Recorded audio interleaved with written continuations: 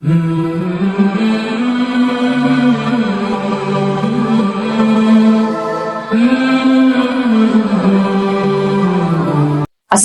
அலைக்கும் வரஹ்மத்துல்லாஹி வபரகாத்துஹு. அன்பார்ந்தவர்களே, இந்த உலகத்துல பிற மக்களால் நாம் நிறையாக பேசப்பட வேண்டும் என்றால் நம்முடைய குணம் சரியாக இருக்க வேண்டும். பிறரிடம் அன்பாக பழகக்கூடியவர்களாக நாம் இருக்க வேண்டும். அந்த வகையில பல விஷயங்களுக்கு உதாரணமாக நம் நபிகள் நாயகம் ஸல்லல்லாஹு அலைஹி வஸல்லம் அவருடைய வாழ்க்கை அமைந்திருந்தாலும் இந்த விஷயத்திற்காக ஒரு உதாரணமாக அழகான வரலாற்று சம்பவத்தை நான் இந்த காணொலியில் சொல்ல இருக்கிறேன். அது என்னவென்றால், நம்ம எல்லாத்துக்குமே தெரிஞ்சிருக்கும், மக்காவோ மதினாவோ யாருடைய ஆட்சி காலத்தில் இருந்தாலும் காபாவுடைய சாவி என்பது நபி யாரிடத்தில் ஒப்படைத்தார்களோ அந்த குடும்பத்தாரிடம் தான் இன்னமும் இல்ல இந்த உலகம் அழியும் நாள் வரை அந்த பொறுப்பு இருக்கப்படும். அப்போ நமக்கு சந்தேகம் வரும், ஏன் நபி ஸல்லல்லாஹு அலைஹி வஸல்லம் அந்த சாவியை அவங்களுடைய வம்சத்துக்கே கொடுத்திருக்கலாமே, ஏன் பிறருக்கு கொடுத்தாங்க என்ன சந்தேகம் நம்மள்ட்ட இருக்கும். அதற்காகத்தான் இந்த காணொளி.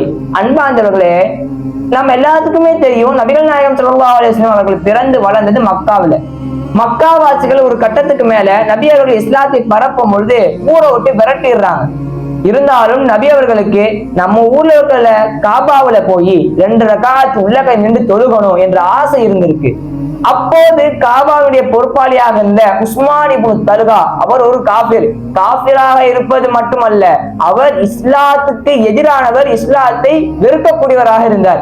அப்படி இருக்கக்கூடிய அவர்கிட்ட போய் நபிகள் நாயகம் ஸல்லல்லாஹு அலைஹி வஸல்லம் அவங்க காபாவை எனக்கு திறந்து விடுங்களேன், நான் 2 ரகாத் உள்ளக தொழுதுகிறேன் என்று கேட்கும் பொழுது அந்த மனிதர் அதற்கு மறுப்பு தெரிவிச்சுறாரு, நீ உள்ளக தொழுவ கூடாது, வெளியே போ அப்படின்னு கடினமா சொல்லிடுறாரு.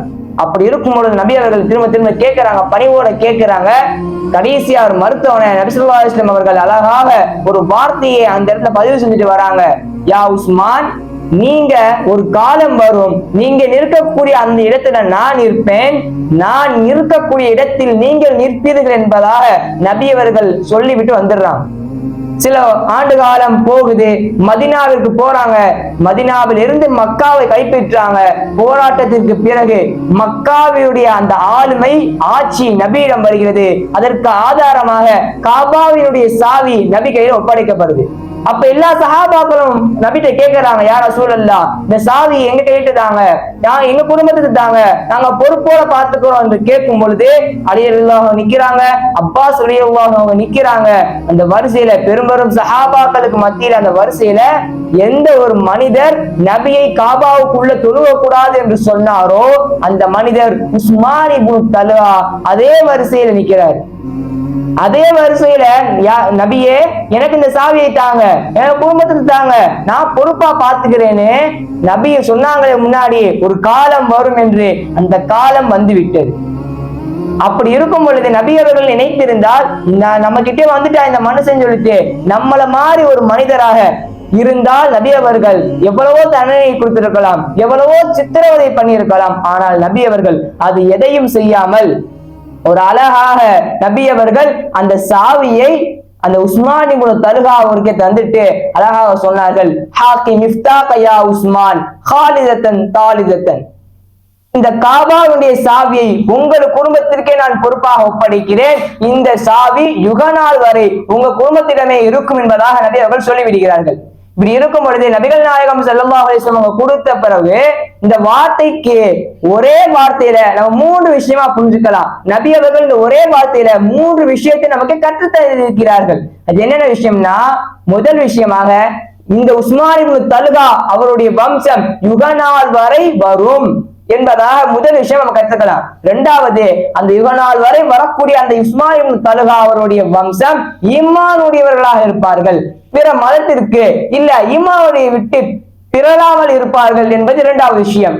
3வது விஷயமாக அவர்கள் இதை பொறுப்போடு பார்த்துக் கொள்வார்கள், இந்த இஸ்லாத்திற்காக போராடுவார்கள் என்ற 3 விஷயத்தை நாம் இந்த ஒரே வார்த்தையில் ஹாக்கி மிஃப்தாக யா உஸ்மான் ஹாலிதத்தன் தாலிதத்தன் என்ற வார்த்தையிலே நாம் தெரிந்து கொள்ளலாம். எனவே அன்பானவர்களே, நாம் அந்த இடத்தில் இருந்தால் அந்த மனிதரை உஸ்மான் இப்னு தல்ஹா என்று சொல்லக்கூடிய அவரை என்ன செய்திருப்போம் என்று சிந்தித்து பார்க்க வேண்டும். ஆனால் நபி அவர்கள் குணத்தோடு அன்போடு எதிரியாக இருந்தாலும் நாம் பலதை மனதில் வைத்துக் கொண்டு பல விஷயத்தை மனதில் வைத்துக் கொண்டு அவரை பழிவாங்க கூடாது என்று நினைத்து நன்மையே அந்த மனிதருக்கு செய்தார்கள். எனவே அன்பார்ந்தவர்களே, இனிமேல் வரக்கூடிய காலங்களிலாவது நபியை போன்ற இந்த பண்பை நாமும் வளர்த்து கொள்ள வேண்டும்.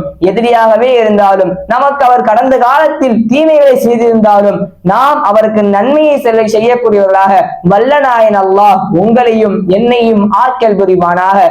இது போன்ற ஒரு சந்தர்ப்பத்தில் நான் உங்களை சந்தித்து பேசக்கூடிய பாக்கியத்தை அல்லாஹ் உங்களுக்கும் எனக்கும் தந்த புரிவானாக.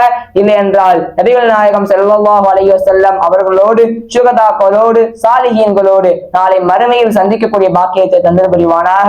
இந்த துஆவுடன் உங்களிடம் இருந்து வெளிபெறுகிறேன். வாஹிர் தவானா அல்ஹம்துலில்லாஹி ரப்பில் ஆலமீன். அஸ்ஸலாமு அலைக்கும் வரஹ்மத்துல்லாஹி வபரகாத்துஹு.